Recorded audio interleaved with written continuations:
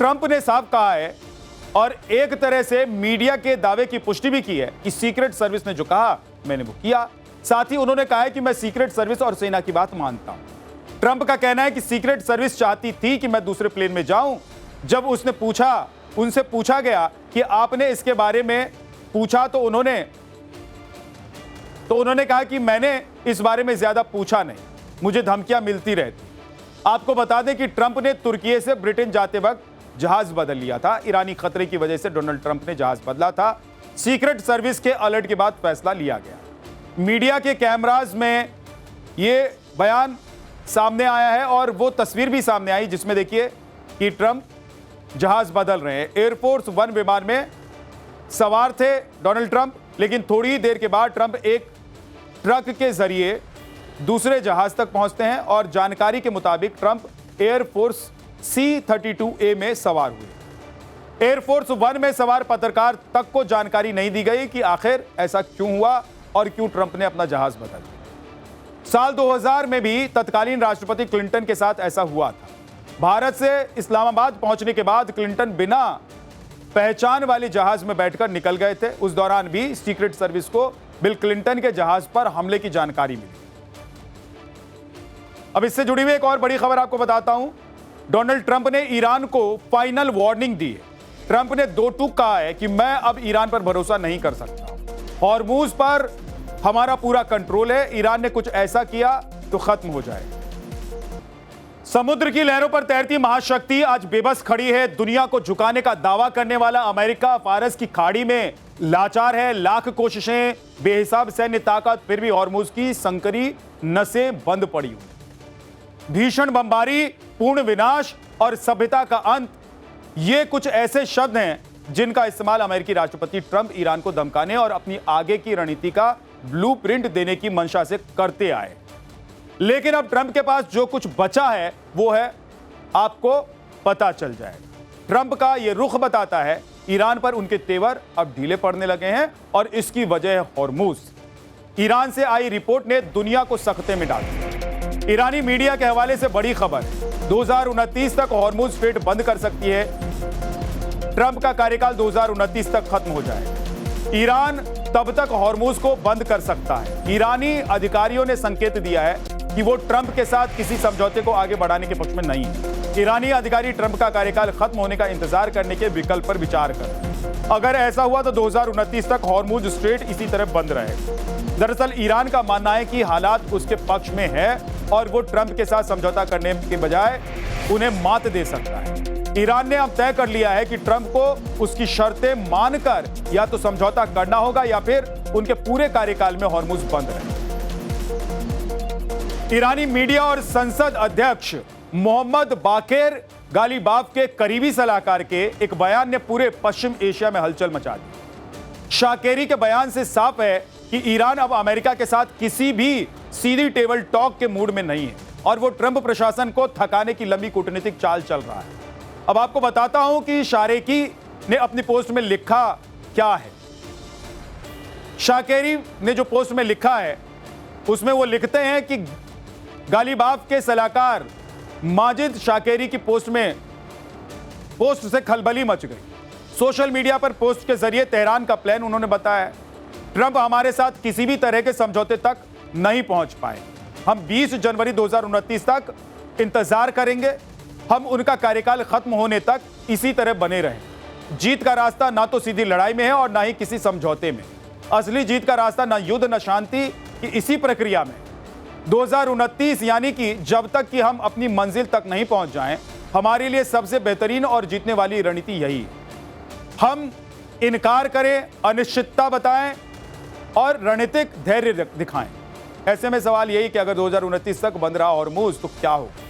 Straight of Hormuz केवल एक समुद्री रास्ता नहीं है बल्कि पूरी दुनिया की ऊर्जा आपूर्ति की रीढ़ है। दुनिया भर में इस्तेमाल होने वाले कुल कच्चे तेल का लगभग 5वां हिस्सा इसी संकरे समुद्री मार्ग से होकर गुजरता है। सऊदी अरब, इराक, यूएई, कुवैत और कतर जैसे बड़े तेल और गैस उत्पादक देश इसी रास्ते के जरिए अपने टैंकर्स को एशिया, यूरोप और अमेरिका भेजते हैं। ईरान के इस सख्त रुख और 2029 तक इंतजार करने के ऐलान ने वैश्विक तेल बाजार में भारी खलबली मचा दी। अगर ये मार्ग लंबे समय तक प्रभावित रहता है तो पूरी दुनिया में पेट्रोल, डीजल और गैस की कीमतों में बड़ा उछाल आ सकता है, जिससे कई देशों में महंगाई का नया तूफान खड़ा हो सकता है। ट्रंप की कथनी और हकीकत में बड़ा फर्क दिखाई देता है, लेकिन यहां सबसे बड़ा सवाल ईरान के रुख पर है।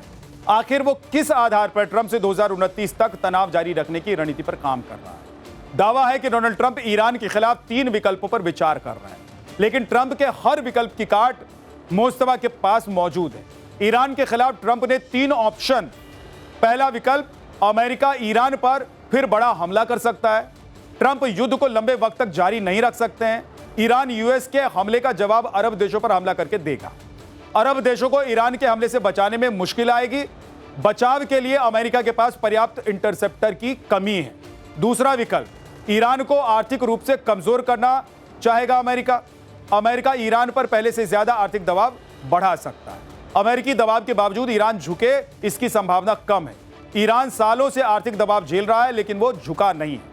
तीसरा विकल्प, यथास्थिति बरकरार रखना, यानी जो जैसा है वैसे ही चलते रहने देना, यानी कि हॉर्मुज पर ईरान का पूरी तरह से नियंत्रण बरकरार रहेगा। मजबूरी में ट्रंप को ईरानी शर्तें मानने के लिए विवश होना पड़ेगा। एक बड़ी खबर आपको बताता हूं, एक तरफ अमेरिका ईरान के बीच बातचीत लगातार बिगड़ती जा रही है, तो वहीं दूसरी तरफ यमन में हूती विद्रोही तबाही मचाए हुए हैं। यमन के कॉमर्शियल जहाज पर हूतियों ने एक बार फिर से हमला कर दिया। हूतियों ने यमन के जहाज पर 3 मिसाइलें दागी। हमले में 4 विदेशी नागरिक भी मारे गए हैं, 5 लोग घायल भी हुए।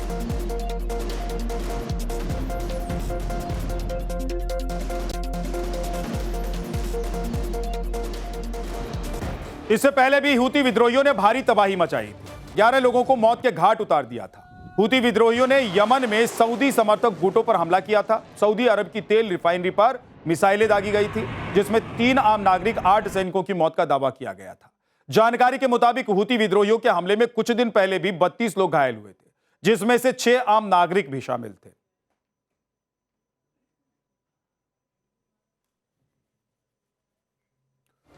दरअसल अमेरिका अब तक समझौते की टेबल पर पूरी तरीके से मनमानी करता नजर आ रहा था, लेकिन हूती विद्रोहियों की एंट्री से वो बैकफुट पर चला गया है।